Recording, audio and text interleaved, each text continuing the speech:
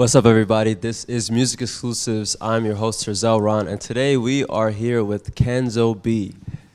Kenzo B, the one and only. You know what it is. What's going on? Top two, not two. Top two and not two. Bitch. Like, look, don't trip. You got chop when you shoot, better hope you don't miss. Stay with a knock for a bitch tryna diss. Bitches talk on the net, but ain't catching no hits. Tryna box better wig and split. It's still free, Mr. So, first of all, how you doing? How you doing today? I'm okay. Been a cool morning? Yeah, I actually did have a cool morning today. Cool. How you usually get your day started? I just started waking up early. That's been my New Year's resolution, so I've been waking up early. Yeah. But today, I woke up too early, and I ended up going back to sleep. And then, but usually, I just like wake up, and I really just like to be up, even if I don't like have nothing to do. So. All right. Well, I want you to talk about like how you started to make music, because you're definitely getting some steam right now. So where did it all start? I have 3 siblings. I got an older sister and 2 older brothers. I'm the youngest. But basically, my oldest brother, he was basically rapping when we were younger, like. Yeah. So he was rapping. He would come home. He would go to the studio. I would go to the studio with him, my other brother. And then we would go to the studio and we would just hear him making music. We'll see him come, show my mom the music. And my mom was always like one of those like supportive moms. Like she's the one, if we wanted to go in soccer, she's gonna be at all the games. She's gonna be like everything we wanted to do, she always like encouraged it. So we seen that he was doing his thing. Like my brother's nice. So like my older brother, his name is Hype. He's nice. So like we started looking up to him. Me and my younger older brother, Bando. Yeah. We was looking up to him, and then eventually one day, I think this was around the time that Started From the Bottom by Drake came out. Okay. And so one day, he put on my older brother, he put on that instrumental, and he was like, yo, we all gonna sit in the living room, we gonna write something. And then. Oh, so it was like homework. Yeah, but like basically, it wasn't really homework because I think he knew we looked up to like, what he was doing. Yeah. And also, we always did shit like this. Like with my brother, he was always the type to, like if me and Bando was chilling, and then me and Bando's closer in age, we only 1 year apart. Oh, okay. So now my older brother, he used to like, not put us against each other, but we always used to compete and stuff. Like we would have spelling bees and shit like that. We would always play that game. Like we was always the type of siblings. We sitting in the room, we playing Family Feud or some shit. Yeah. So it was regular. Like he gave us a task. We thinking it's a game. Like and then we want to actually do it. So then we did it. He gave us like 20 minutes to come up with some shit. And I really remember what I said. You do? I remember what I said. Let me hear it. Wait. All I'm gonna say is. It was overrated back then. Yeah. Hanging with my sis and bros, drinking all this milk, eating bowls of cereal, dancing cause we kill. Oh. Life, he means the world to us. Dream team is the best. Now let my bro go and take out the rest. Oh, okay. But feel me, like for my age, I guess, and like this is my first time rating, so niggas was like, okay, like you got it, like you feel me. So I'm assuming this was like 2014, 15, around Started From the Bottom time. Maybe Started From the Bottom was out a little bit longer. I know, cause we was sampling like it wasn't really sample beats how it is now, but we would always do instrumentals to other beats. Like we was doing instrumentals to like Jimmy Choo and stuff like that. So it was like back. I don't really remember what year, but it was back then. But I know I was young, cause like it was like a big deal that I could, like me and Bando. Like Bando was like. Vando came and he wrote a Meek Mill bar. Like I guess he unintentionally used Meek Mill's lyrics, and we was like from then we was clowning him. Like that's how we was. Like you feel me? If you get the spelling bee wrong, we gonna clown you. Yeah. If you lose the battle, we gonna clown you. So it we was just clowning a real him. tight, close family. Yeah, we're real close. So we clowning him. We like, nigga, you're trash. So now like my older brother, he's like, yo, she came up with some shit. Like you feel me? It's not like a record, but she came up with some shit, and you gonna take me Mill shit or whatever. Then we continued to do it. Like it's days that we was staying up all night, like breaking night. My mom's coming in, and I'm telling you, on school days we breaking night. Wow. My mom's coming in tight at us, like, but we always we just went to school. I remember, I think it was like my 13th birthday. Nah, it wasn't even my 13th birthday. It had to be way before that. 'cause I was already living the teas when it was one of my birthdays where my mom asked me like, what you want for your birthday? And I'm like, yo, I just want to do 10 hours in the studio. I went in there, mind you, I had school the next day. Went to the studio, went to school. I was living the life, like, so you feel me? you were like a workaholic in the studio. Yeah, like I really liked music back then, like OD. I think it was like last year. I'm like a year in now. That's crazy. So you've only been Kenzo B for a year. Yeah. Where did the name come about?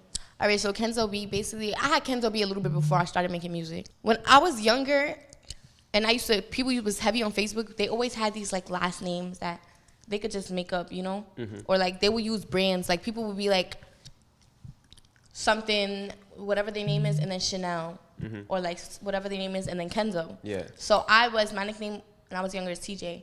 So I was on Facebook, TJ Kenzo. So then from there, like 2 years ago, I graduated from Facebook to Instagram. And I was like, I need something new, you feel me? Yeah. So then from there, I just lost like the TJ and I put Kenzo and then B, like, you know, B is like. So the song that got you hot, would you say that was the first song was Bump It? Yeah. So what was the process around Bump It? Like, how did you make the song and then market the song? Or did you even market the song? Was it just an organic growth? Oh, like market, like were you promoting the song? really in any invest kind of way? into the song? Mhm. I didn't really invest into that song. When I tell you, I didn't even buy the beat till like 2 months after it was posted. Yeah. But because I'm not knowing, music is way different now than when my brother was doing it. You feel me? For sure. So like, I knew what was going on, but I never really got into getting into YouTube and copyrights and stuff like that. So Yeah. when I wrote Bump It, it was just off. It was like an impulsive song. Like I just wrote it off impulse, and I was just seeing a lot. Like I said, when I was younger, I used to rap aggressive, and then that's really what drill is. Mind you, I was rapping like real rap. Like, you know the difference between real rap and like, you know, drill. Yeah. It was like I was rapping real rap. So it was like when I heard So the drill music, you were lyrical with it. yeah, like, you feel me? So then my brother, mind you, Bando grew up. Oh yeah, I have to tell you this story too because it's important. So remember I told you like Bando was always the wackest one out of all of us. Honestly speaking, I can say stuff like that right now because he's redeemed himself. Yeah. So he was doing music from like Not easy being the middle child though. 2017, 2018. Like he started like when the drill wave first started getting heavy in the Bronx. He was like a part of that. So you feel me? And it's mad. Like I'm best friends with DThang. Like, you know, I'm around all these people who's getting lit. Like, you feel me? Like who's going up off drill, and it's like I could do that shit. Like that's how I was just looking at it. And I was like, yo, I just want to make a song to see if I still got it type shit. And then I had went in the studio after like a whole year of not being in the studio, and I had went into the studio on one of my cousins. My cousin invited me to the session actually, because I used to do music with my cousin Coco. His name is Coco, and he used to always ask me, like, you know, be on this verse or whatever, but I was never taking music serious. I was just doing the songs, like I said, for the family and shit like that. So he invited me, and then I had wrote Bump It. And then at, like, the last 10 minutes of his session, I was like, yo, let me record this freestyle, and I want to hear how it sounds or whatever. And I recorded it, and I didn't even get it mixed or nothing, but, like, I was showing it around. Like, I'm going to the block. I'm showing Bando. I'm, like, yo, showing DThang. I'm, like, everybody on my block, my older heads, I'm showing. Like, my manager now, he was my brother's manager at the time still, so I'm going to him like, yo, I got some shit. So like, you were feel proud me? of the song? Yeah, I was mad proud of it. Like, I was mad proud of it because I'm like, the females. I seen a little bit of females rapping, but none of them were being taken serious. None of them. Yeah. You feel me? So it was like. So did you end up making a video for the song? Yeah, but look. When did you do that? I dropped that. I wrote Bump It in around November. I posted a trailer to it in like September. No. I made it around September, I think. I think I posted around November. Mm-hmm. And then I didn't shoot the video till February. First of all, my Instagram went up like from like 1,000 to like 10K in 2 days. So you dropped it at first, like, what was the platform? Like I posted a trailer on Instagram. Yeah. And me and my best friend, basically, we just put a ski. My hair wasn't done. It's so crazy how the ski mask thing came about. Cause like my hair wasn't done, so I'm like, damn, I want to do this Triller, but I don't want to. You feel me? So I put on a ski mask. Oh wow. And it ended up the whole like shit went crazy. Like the whole ski mask shit went crazy because like we both put on a ski mask. Like, Yeah.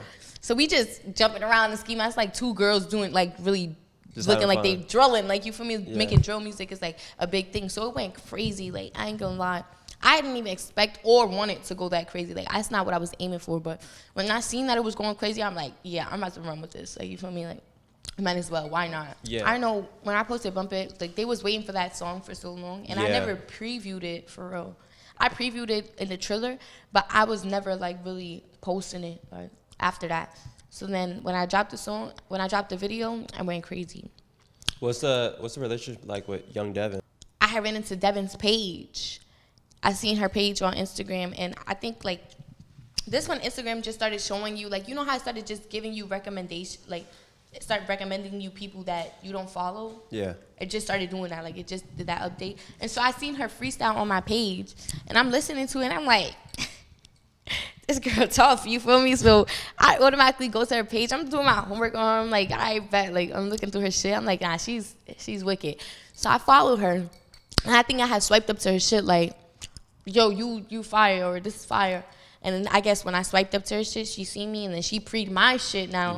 And she's like, oh, shit, you fire too. So then naturally, that's another thing that just happened so naturally. Like, this is before even talking about doing music together. Like, we just was on some supportive friend shit. Like, she was always like that supportive friend and vice versa. Like, I will always, because, you know, mind you, we doing shit at this time. Like, Yeah. we both doing our own shit. Like, she'll see somebody post me and she'll post it, she'll tag me. I'll see her post some shit that she's doing, I'll tag her, and I'm swiping up. Like, either way, we was talking every single day from when I met her, yeah. Day one. Then one day she was like, yo, Devyn really enforced, like, when I first got to know Devyn, she was really heavy to me. Like I said, I was still stuck in my like ghetto, I wasn't really coping with me getting actually a name for real. So she's. You didn't have a name at this point. Yeah, like, nah, I did, but Yeah. like it was like I said, I was just doing like I ain't gonna lie, I was doing little clout shit in the beginning. Like, I didn't care if I was arguing with somebody on social media, because I was like, yo, that shit gonna get me follows, that shit gonna get me. So then Devyn was like one of them people who, she been in this shit. Like, she been doing music, she been, she already went through her phases already. So she was heavy enforcing like the superstar shit to me. Like, yo, Kenzo, you gotta move like who you are. Like, nobody gonna take you serious if you out here, you feel me? Like, she's really giving me game, basically. Like, and I always fucked with her after that. And one day she hit me, she like, yo, I got a beat. She sent me the beat for Rap Sheet. And mind you, actually, she didn't send me the beat. She sent me an open verse. And that right there, when she sent me an open verse, first of all, if you're an artist, you know that's big. Like, Yeah, if somebody, she wants you on the record. if somebody, no, that, and it's like, it's just so much deeper to me, because I feel like people are weird. Like, people really make, like, competition, even though, like, like, people will ask you to be on their song, and then the whole time they'll be trying to, like, do some shady shit, like, or They don't actually want you on the song. nah, they want you on the song, but it's to make them look better type shit. Right. So the fact that she sent me an open, because some people will be like, yo, send me an open so they can hear my verse first, or, Yeah, and then they'll write write, more. you feel me? Like, Yeah. it's like shit like that. So like that alone, like, I don't know if people look at it like that, but I don't know. I was just looking at it like that. Like, that was real, like, some real shit. Like, send me an open verse. And I was in Cali at the time. So everybody I was with in Cali could tell you, like, once I got that verse, I was so excited. I dazed on everybody. Like, once she sent me that verse, I dazed on everybody, went in the room. I started writing. It took me probably a good 30 minutes, 45 minutes to write my verse for Rap Sheet. And I think I stayed in Cali for a few more days. And then as soon as I came back, I went to the studio, recorded it. I sent it to Devyn the same night I recorded it. I think it was the next day or the next 2 days, we shot the video. And that was our first time meeting in person. And it was like mad genuine. Like, it was just mad love being shown. Everybody around her showed me mad love. Everybody around me showed her mad love. Like, we was just mad comfortable over it. So then from then, we've been locked in. Yeah. Tell me about like how everything came about with French Montana. Okay, we're friends.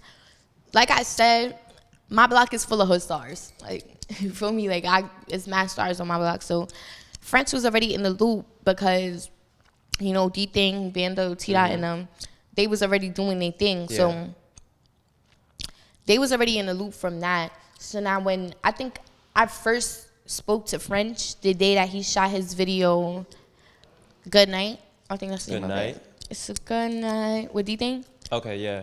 When he shot that, he came to the T's. Yeah. And he shot that in the T's. And then my mom knows French, so she introduced us or whatever. This is our first time speaking in person. Yeah. And then Oh, your mom's like his friend?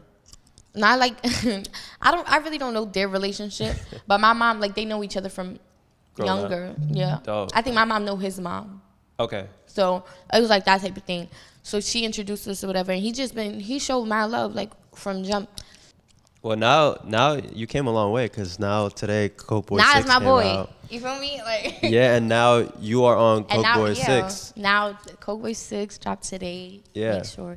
Well, they probably not gonna see this today, right? It's all good. Well, it's Coke out Boy 6 is now. out. Go stream on all So platforms. what was it like to actually see your name, you know, amongst like some huge artists? Like you're First of all- actually like featured like on a project with French Montana, who's one of the biggest artists. Yeah, first of all, that's exciting on its own. I was really more excited because, like, before like, you know, my brother got indicted, I got to make a song with him. Yeah. So it was like, you know, we made our song, whatever. So now DThang, like I said, we're best friends. His whole career, like, when I started my career, he was already in jail. So when French sent me the open, like, yo, DThang's on this, you can hop on this, I was like even more hyped. Because I'm like, the fans be asking me for this. Like, this is my best friend. I want to song with my best friend. Like, and then it's like, I know he's going to hear. Like, he don't know what's going on either. So he going to hear. You feel me? Like, Yeah. so it was Did like you tell all him, just though? exciting. Did you call him? You You didn't tell him, so he actually doesn't know. He still. doesn't know. Wow. Well, he haven't heard from me. Yeah. But you feel me? I'm pretty sure he knows actually, but I haven't got to have the conversation with him. You feel me? So it was just all exciting. Yeah. And then just like the release party and stuff, and just like seeing how excited people actually were to see me or hear my song. And like we had the party the other day when we had like the listening party, and like people was actually, feel me, bumping to my shit. So It's a like, good feeling, isn't it? yeah, like it was lit. What are your future aspirations with music? Do you want to, you know, be like a much bigger artist? Do you want to eventually sign your own artist? Like, what does the trajectory look like for you? I feel like I can't give you a straight on answer for that question, but I feel like I definitely do want to be a bigger artist, and not only artist, just a brand. Like, I just want my name and my face to mean some shit. Like, Yeah. whether it's for music or for anything for real. Like, Yeah. that's just what I'm on. Do you have any artists that would be a dream collaboration for you? Any artists you would love to work with? I do have my selective. I've really been trying to like fuck with the females. Like I've been really like tapping into the females or whatever. You ever want to work with like Ice Spice or something like that? Yeah, I was about to say like I was thinking about it, like, you know, I'll work with like, you know, Lola Brooke. I'll work with her. I fuck with Billy. I fuck with a lot of girls from Brooklyn. I'm starting to notice that. Ice Spice, she's cool. I'll, you know. Yeah, that's dope. I feel like make a tune. there's a lot of talent coming out of New York right now, Yeah. especially female artists. So I think that's dope because this might be one of the first times that that's actually happening. It's like a breakthrough. They're an all outbreak. making it on like on a bigger mainstream level. So Yeah. that's really dope. And even like a lot of girls are getting recognition. Period. Like even the whack ones. No, for real. I had to put that out there because like that's how real it is. Like even the whack ones is getting the recognition, but it's like flex, baby. Kenzo B, MusicXclusives. I'm your host, Terzel Ron. Thank you for stopping by. And we'll look forward to any new songs that you're on and keeping up with you. Period. I got some shit coming, y'all, but I'm not even going to talk too much because it's not the time. It's not the time. But my Instagram is 2_Kenzo B. And then my TikTok is, I think, Kenzo.BEA. And then my Twitter is Kenzo B too. So, yeah. There you have it.